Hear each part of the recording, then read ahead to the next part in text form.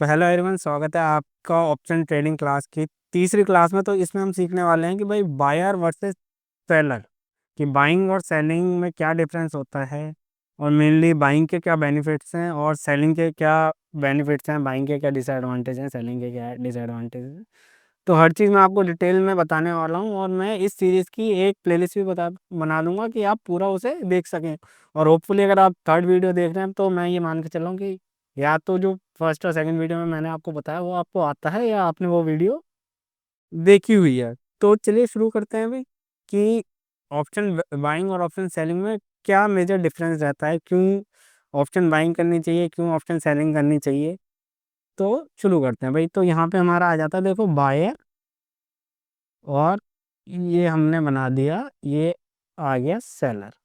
तो भाई ये दो अपनी पार्टी हो गई, ये जो ऑप्शन बाय करता है एक है, और दूसरा है जो ऑप्शन हमारा सेल करता है। तो हम सी का लेते हैं भाई। सी, सी मतलब कॉल। कॉल ऑप्शन बाय कब किया जाता है? जब भाई लगता है कि मार्केट ऊपर जाने वाला है।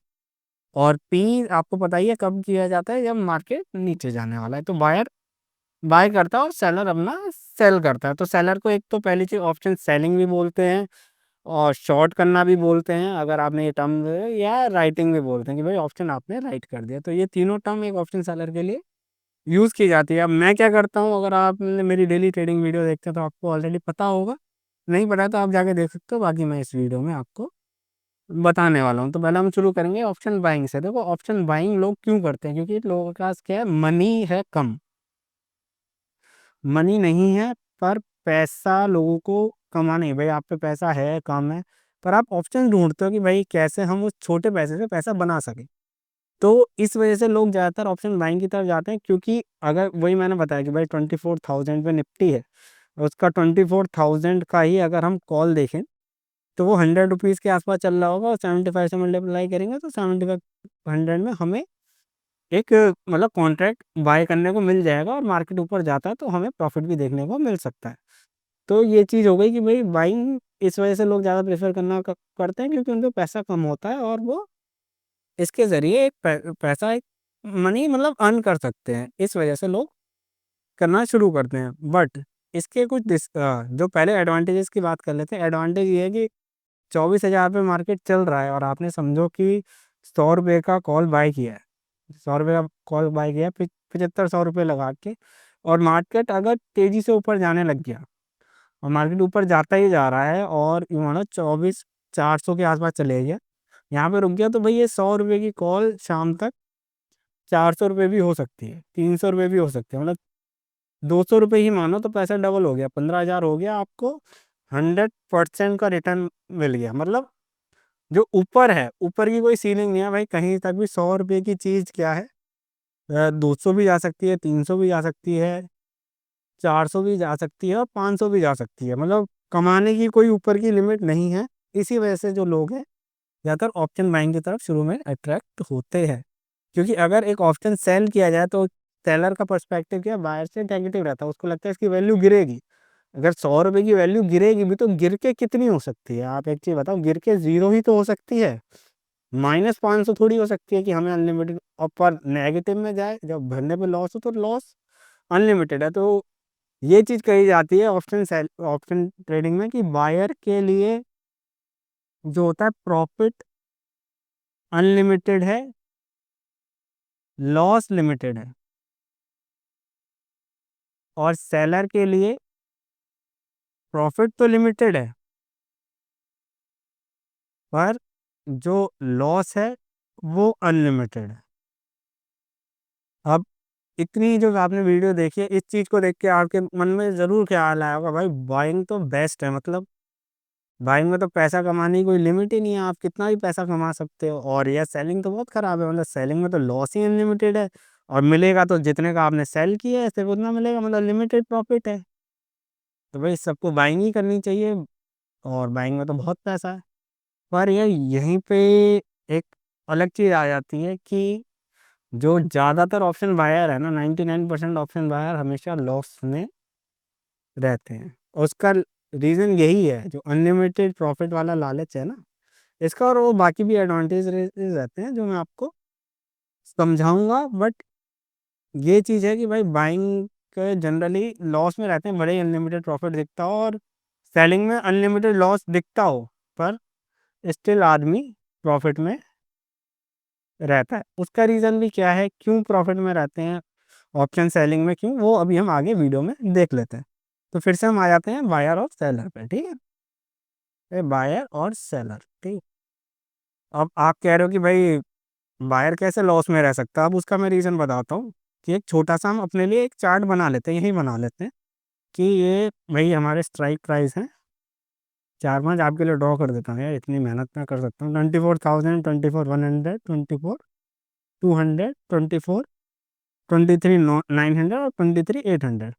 मार्केट हमारा अभी भी मान लो यहाँ पे रुका हुआ है 24,000 पे, ये निफ्टी का चार्ट है।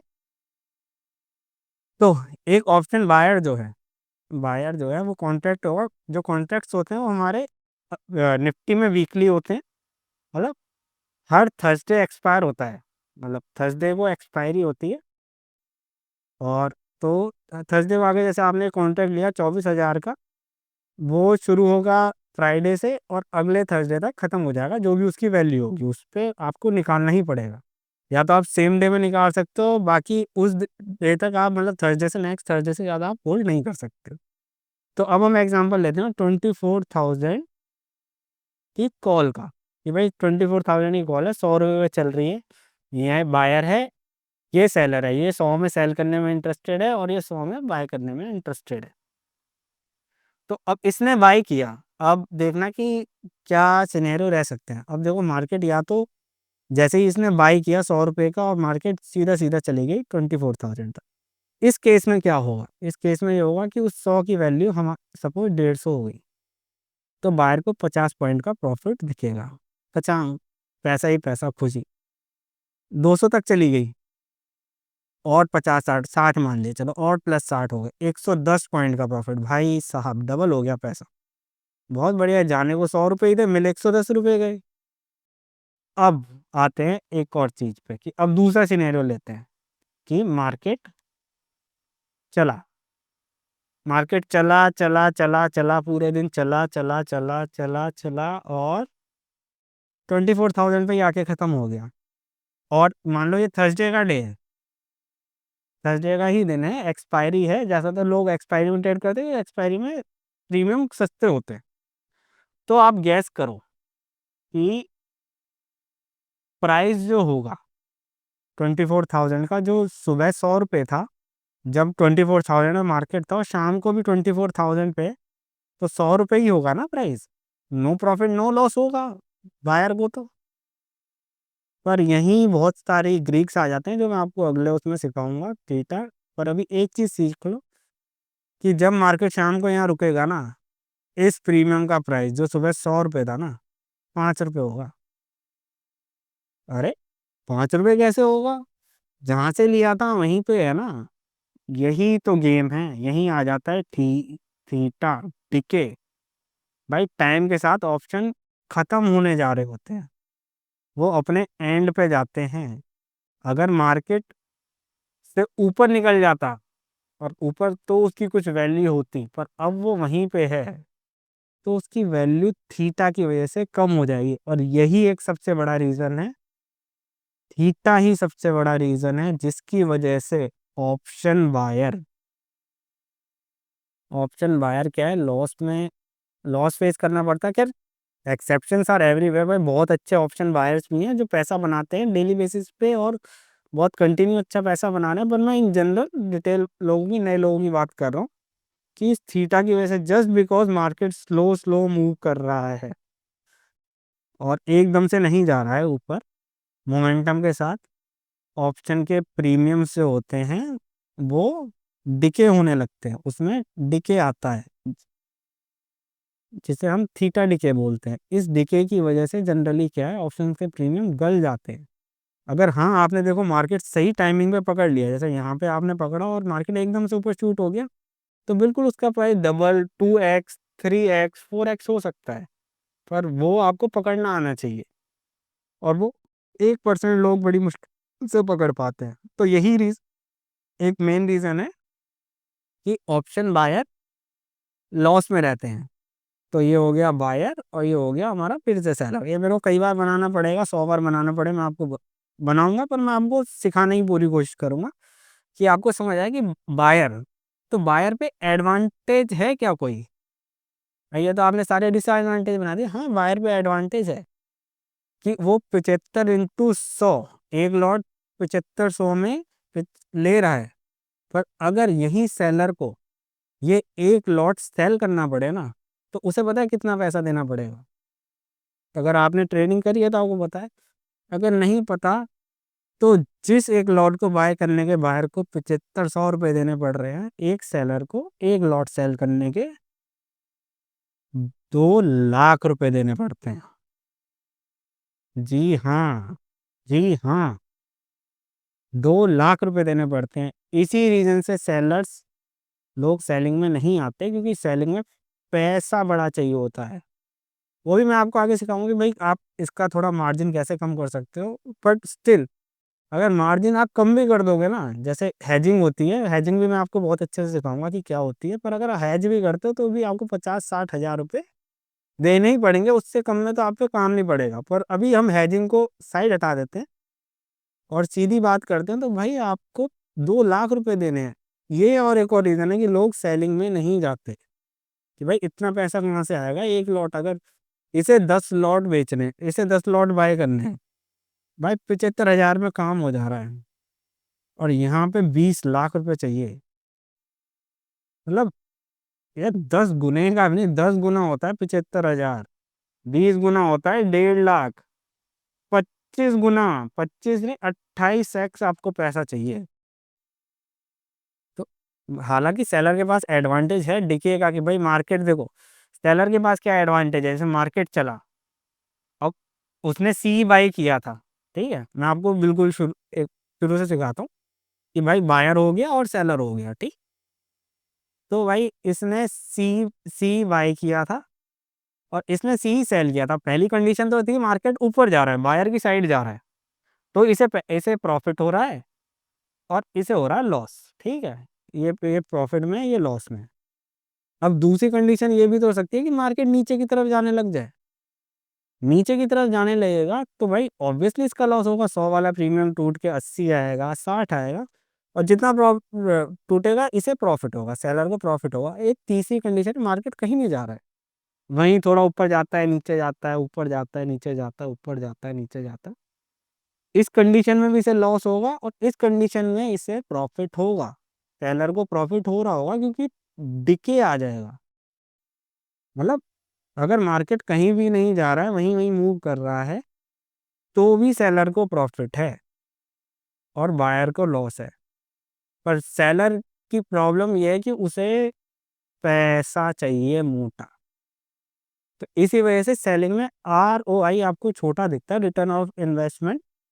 पर फिर भी अगर आप हेज करके करते हो तो आप 3 से 4% का, मतलब 4 क्या 5% तक का भी आप ट्रेड आराम से ले सकते हो। पर आपको वो आपकी होल्डिंग कैपेसिटी होनी चाहिए और आप ठीक होने चाहिए।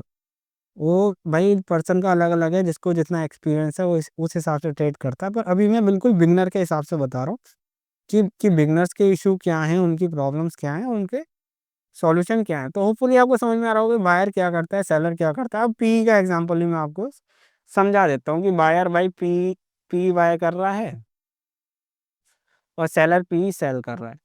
तो यहाँ बायर का मोटिव ये है कि भाई मार्केट 24 हज़ार से अब टूटेगा, अब तो 23 हज़ार चले जाएगा, ये मान लेते हैं।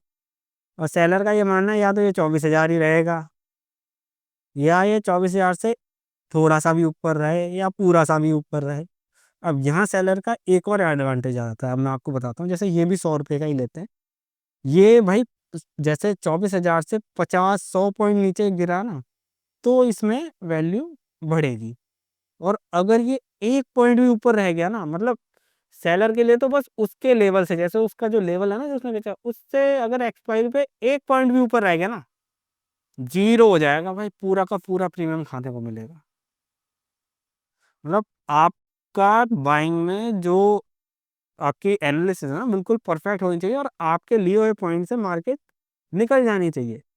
सेलर के पास थोड़ा सा लीवे होता है कि हाँ भाई थोड़ा गलत भी हो गए, धीरे धीरे मूव कर गया मार्केट, कहीं नहीं गया, हमारी तरफ चले गया, तो भी हमें प्रॉफिट हो जाएगा। इस वजह से जो विनिंग प्रोबेबिलिटी होती है ना, जो प्रोबेबिलिटी ऑफ विनिंग है वो सेलर की बहुत हाई होती है। सेलर की विनिंग प्रोबेबिलिटी बहुत हाई होती है, वो विन ज़्यादा करता है। और बायर के पास क्या है, बाई कम पैसे में बाय कर सकता है। तो ये प्रोबेबिलिटी जो है ना वो ज़्यादा होती है। इस वजह से ऑप्शन सेलर जनरली, मैं जनरल टर्म्स में बात कर रहा हूँ, जनरली प्रॉफिटेबल्स होते हैं। ऑप्शन बायर जनरली लॉस में होते हैं। पर अगर आप एक बहुत अच्छे ऑप्शन बायर हो, आपने अपनी स्किल पे वर्क किया है, आपने नॉलेज एक्वायर किया है, आपका सेटअप बहुत अच्छा है और आप डिसिप्लिन हो। देखो डिसिप्लिन तो हर जगह चाहिए, डिसिप्लिन तो बाइंग में भी चाहिए, सेलिंग में भी चाहिए। पर अगर आपने ये सब स्किल एक्वायर कर ली है और आपने बहुत मेहनत कर ली है ना, तो भाई ऑप्शन बायर जितना पैसा कभी ऑप्शन सेलर नहीं बना सकता। तो या तो आप बिग मनी भाई पे जा सकते हो भाई, कि छोटे से बड़ा पैसा बनाने के लिए बाइंग में जा सकते हो। पर आपके पास ठीक ठाक पैसा, आप चाहते हो कि आपको एक अच्छी रिटर्न मिलता रहे अपने इन्वेस्टमेंट पे और आप थोड़ा सेफ रह के ट्रेड कर सको, तो ऑप्शन सेलिंग के थ्रू आप कर सकते हो। तो होपफुली यार आपको डिफरेंस समझ आया होगा भाई ऑप्शन बाय और ऑप्शन सेलर का। एक बार हम इस चीज़ को समराइज कर लेते हैं कि हमने क्या सीखा भाई, बायर और सेलर में क्या डिफरेंस होता है, बायर के एडवांटेज क्या हैं और सेलर के एडवांटेज या डिसएडवांटेज क्या है। बायर है, सेलर है। भाई बायर को मनी, लेस मनी चाहिए होता है भाई, इसमें मोर मनी होता है। इसमें प्रॉफिट अनलिमिटेड है, इसमें लॉस अनलिमिटेड है। इसमें लॉस लिमिटेड है, सेलर के लिए क्या, प्रॉफिट लिमिटेड है। इसके बाद इसमें मार्जिन बहुत ज़्यादा चाहिए आपको, यार 2 लाख रुपए चाहिए, इसमें मार्जिन कम चाहिए। ठीक, पर इसकी प्रोबेबिलिटी ऑफ विनिंग लो है, इसकी प्रोबेबिलिटी हाई है। आरओआई आप इसमें ज़्यादा निकाल सकते हो, आरओई इसमें कंपैरेटिवली लो रहता है। तो यही था भाई बेसिक ऑप्शन बायर और सेलर का। बाकी आप अपने हिसाब से डिसाइड कर सकते हो आप क्या करना चाहते हो। मैं एक ऑप्शन सेलर हूँ, डायरेक्शनल ऑप्शन सेलर हूँ। अभी आपको मैं धीरे धीरे सब बताऊंगी भाई, डायरेक्शनल नॉन डायरेक्शनल ट्रेडिंग क्या होती है। तो आपको उसके लिए बस सीरीज को देखते जाना है, धीरे धीरे समझते जाना है। और अगर कुछ ना समझ में आए तो आप कमेंट कर सकते हो, जो भी आपको पूछना हो। और आप वीडियो को 1 या 2 बार देखोगे तो आपको पूरे डिटेल में समझ में आ जाएगी मैं क्या कहना चाह रहा हूँ। तो होपफुली मिलते हैं नेक्स्ट वीडियो में, तब तक के लिए बाय बाय।